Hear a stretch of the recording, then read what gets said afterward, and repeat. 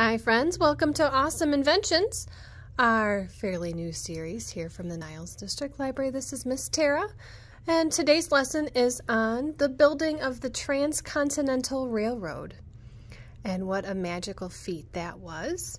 And then we're going to do a really cool science experiment that explains why train wheels stay on the track. So our book today is 10 Mile Day and the Building of the Transcontinental Railroad, written and illustrated by Marianne Fraser. So the book begins with a map, here where the railroad started in Omaha, Nebraska, goes all the way across here, and it ends in Sacramento, California. And the little insert here that we have is talking about the 10-mile day, which started here and ended at this point here, Promontory Summit. On April 28, 1869, reporters, photographers crawled from their tents into the cold gray light of the early dawn. Soon a small group of officials gathered on a ridge. As daylight spread, workers from rival construction camps jostled for the best view. The nearly 5,000 people were camped out near the northeast shore of the Great Salt Lake in the state of Utah. They made a lively and colorful crowd. Businessmen and workers, a military band, army officers from the nearby garrisons had come to this desolate valley to see the last great push in the building of the first transcontinental railroad, the 10-mile day. Before the 1860s, no railway ran across all of North America from the Atlantic to the Pacific. Only rough and dangerous wagon roads linked the coasts. Aside from a few local West Coast lines, there were no tracks at all past Omaha, Nebraska, and the ice-capped Sierra Nevada mountains appeared an impassable trail by rail. But railroad engineer Theodore de Hone, Judah, was determined to unite the East and the West with an iron trail. He spent years exploring the Sierras until at last, in 1860, he found the best route through the mountains. The Central Pacific and Union Pacific both broke ground in 1863. As the years went by, leaders of each team began to compete over who could lay the most track in a single day. In the beginning, even a 1-mile stretch was difficult, but with experience, both companies became highly skilled and organized. Like a large military campaign, the entire job was broken into smaller tasks, and each task was assigned to a crew. When Charles Crocker, construction boss for the Central Pacific, learned that the Union Pacific had set a new record of 7 miles, 1,800 feet, on October 26, 1868, he boasted that his men could lay 10 miles. Dr. Thomas Durant, vice president of the Union Pacific Railroad, wagered $10,000 that it could not be done. Most people believed that laying 10 miles of track in a day was absolutely impossible, but the Central Pacific had already done the impossible many other times. In the first years of the Chinese construction laborers, they had blasted 15 tunnels through solid granite of the high Sierra Madre Mountains. They had overcome dozens of fierce winters with blizzards and some snowdrifts over 100 feet high and avalanches that swept away whole entire crews. Once past the mountain, the men faced new problems. In the scorching deserts of Nevada, they did not have enough water to drink, and they ran short of supplies. When the Central Pacific reached Utah, rival Union Pacific crews attacked the workers with pickaxes and even detonated explosive device near them. But Crocker and his crew had learned from their hardships. Now they were an efficient force. As the Transcontinental Railroad was nearing completion, his army stood ready for the final battle, the 10-mile day. Early in the morning on April 28, 1869, Crocker and James Stowbridge, his right-hand man, called for volunteers for the difficult day. Each crew was promised 4 times its normal pay if it could meet the challenge. Nearly all the team leaders stepped forward, and 1,400 of the Central Pacific's best laborers, both Irish and Chinese, were selected out of almost 5,000 volunteers. At 7 a.m., All eyes rested on Charles Crocker as he steadied his horse beside the grade. The crews knew it would take 16 railroad flat cars to carry everything they needed to lay 2 miles of track. 5 trains, each made up of an engine and 16 flat cars, now waited. Some stood at the end of the rails, and others were parked on the sidings, the tracks that were built beside the main road. Wooden ties had already been placed along the entire 10-mile route. Everything was all set to go. With a sharp command to the bosses, Crocker's arm rose and fell. The hogger, or the engineer, on the first train pulled hard on the whistle cord, and a shrill blast pierced the cold, damp morning air, and the race had begun.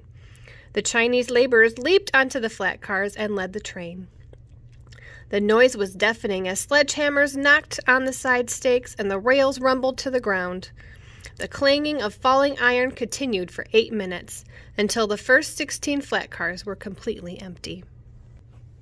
As the supply train was unloaded, 3 men rushed to the end of the rails, what they called the end of track.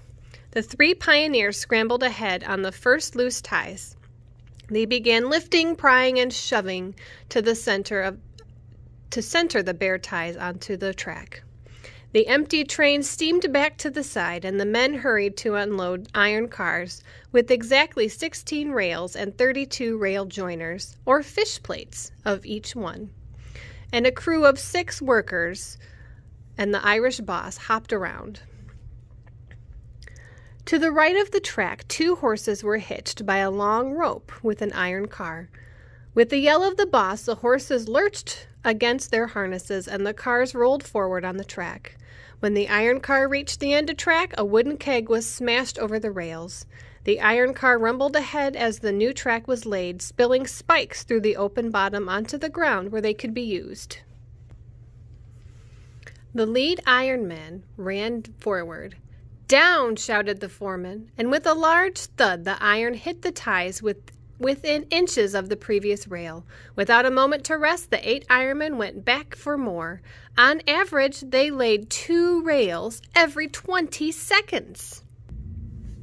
When the rails clanked to the ground, the Chinese crew from the iron car loaded all the fish plates, nuts, and bolts into baskets attached to poles slung over their shoulders.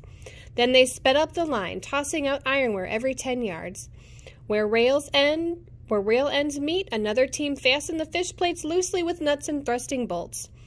When each handcar was unloaded, the horses were detached from the front and hitched to the back. At a gallop, they hauled every iron car back to the supply dump. If a returning car got in the way of a full iron car, the empty ones flipped off the track until the car passed. Nothing slowed the flow of supplies. After a track gauge team measured the rails to ensure they were exactly 4 feet, 8 1/2 inches apart, the new American and British standard, the rail ends were loosely fastened with fish plates. Next came the spike setters. Each man picked up one of the spikes laying scattered beside the roadbed, and then quickly set it into position with 2 hits. Another gang of Chinese followed with 3 blows from the maul's. Each spike was driven home, securing the rails to the ties. The last and largest special work team included 400 tampers and shovelers. They used crowbars, shovels, and tamping bars to pack the ground around each rail. The crew formed 3 long lines, one on each side of the track and one down the middle. Each tamper gave 2 crunching tamps to the gavel or the ballast before moving on, while shovelers filled in where they were needed.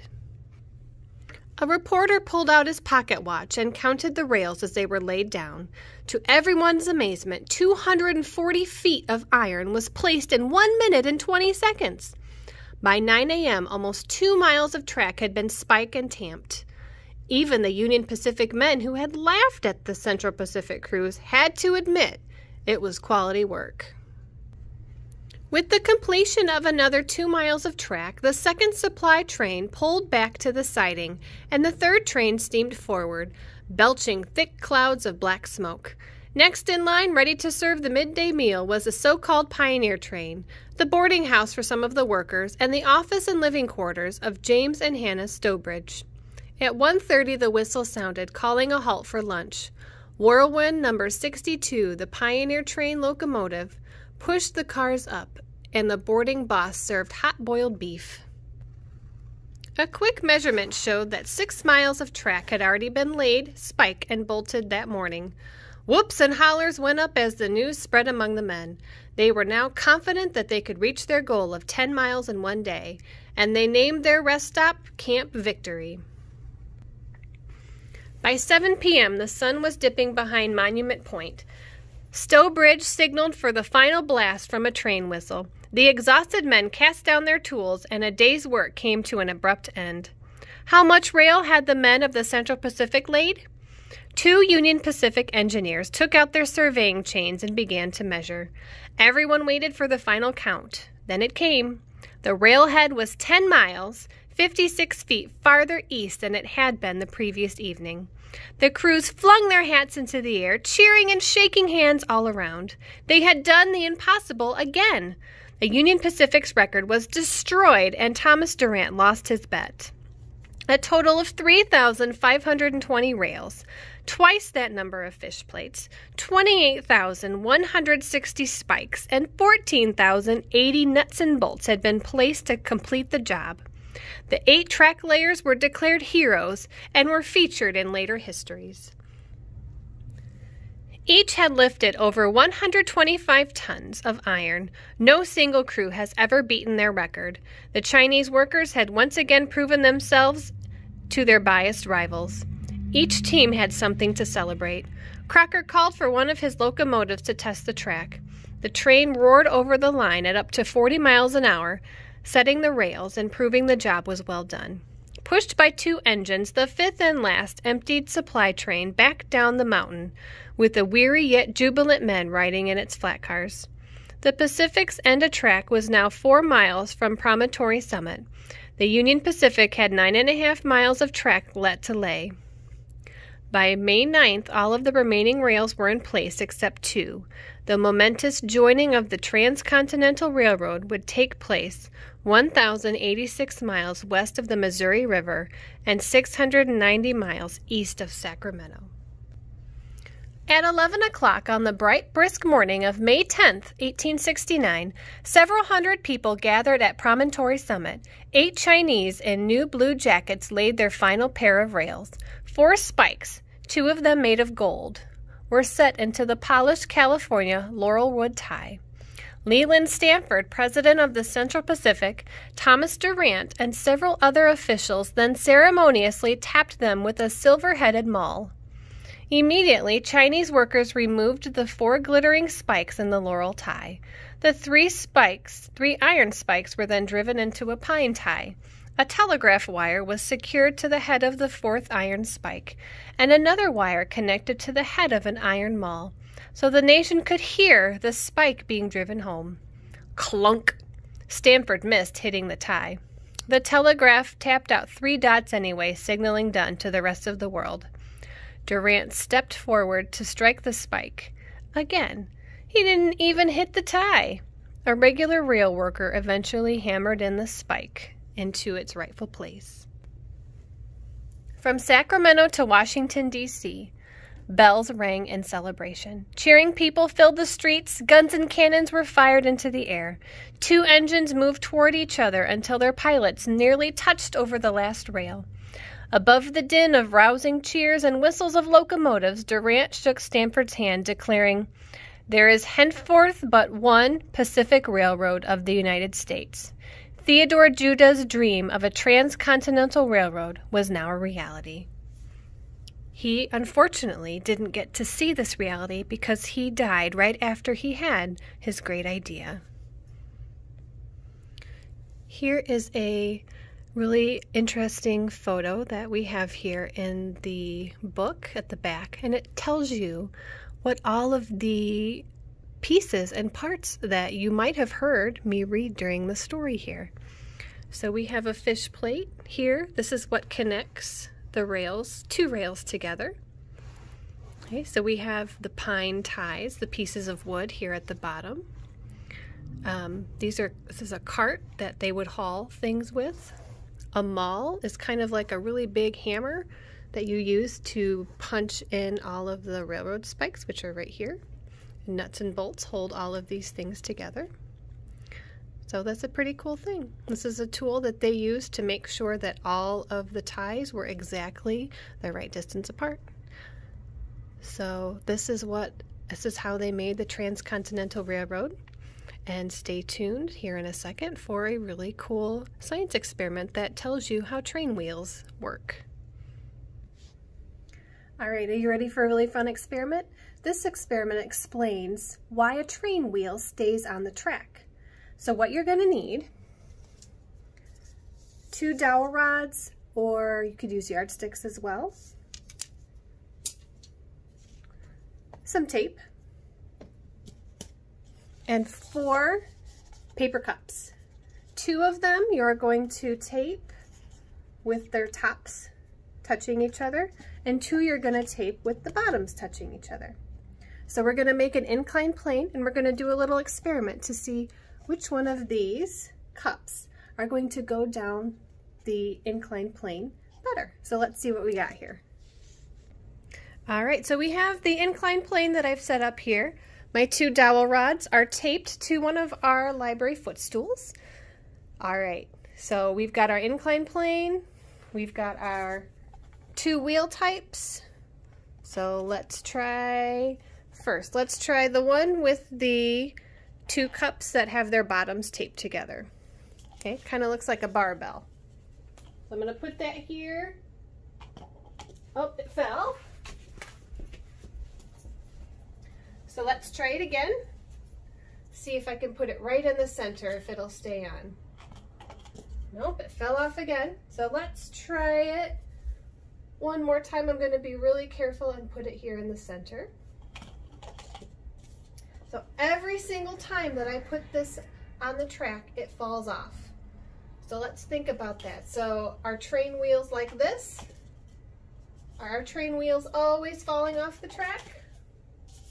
Or are they like this one? So let's see how well this one will work. I'm going to put it here right in the middle, and it stays on the track. I'm going to put it off to the side a little bit, and let's see what happens then. Oh, it corrected itself. Did you see how it was moving, trying to get right back to the center of the track? So let's try it again. Put it off to the side a little bit here. See how it's always adjusting and making itself go down the center of the track? No matter what I do, no matter where I put it, it always stays right on the track. This one, no matter what I do, it falls off. Oh, there it goes. No matter where I put it, it falls right off the track. So which one do you think train wheels are most like? This one or this one? Do train wheels stay on the track? Yeah, so train wheels are like this. No matter how far over I put it, it corrects itself and goes right back down. Isn't that really interesting? Let me tell you why. I have a really cool picture to show you. So this is a pretty quick explanation of why the cup with the 2 tops taped to each other, so our cup that looks like this, why it stayed on the track here. So this is what a train wheel looks like. It's 2 wheels connected by an axle. So the axle makes the wheels turn at the same rate. So they're turning at the same time. So if it's turning, this wheel and this wheel are also turning at the same time. But what's really cool about train wheels is they're actually 2 different wheels.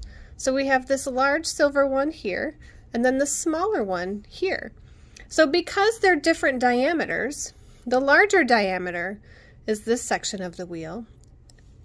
See how this part of the circle is bigger? And then this part of the circle is smaller. See how they go in like this? They go down, they start bigger at the top, and then they get smaller toward the end. So when a wheel is turning, the force goes off to one side. And we saw that when we put our cup Down our inclined plane, remember when I moved it over a little bit, how it always self-corrected itself to stay on the track? That is very simply what happens when you have train wheels. Here's another photo that I found that shows what I'm talking about. So that when you're turning this way, the force is pushing this way, so it keeps everything equal. Train wheels like stability. Stability means that you are stable, that you are able to not tip over, that your forces are equal. So because the diameters are different on the two train wheels and the forces are pushing either way that we're turning, the train wheels get to stay stable. That's a very simplified version for you. There are some great YouTube videos if you just want to do a Google search for train wheel science. So I hope you enjoyed our really cool experiment. So I have a challenge for you. You can try this at home, but I want you to try another way and let me show you another cool experiment that you could do with this. All right, so here we've got our track, our inclined plane. I've actually picked it up a little bit because I'm going to show you something really cool that happens. So we know that it works really well like this when it goes nice and straight.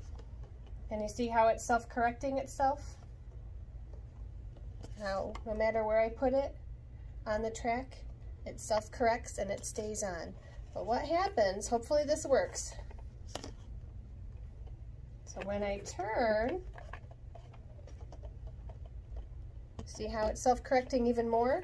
Because there's a turn in the track now, and it's following the turn of the track. And that's how a train wheel works. Super cool, right?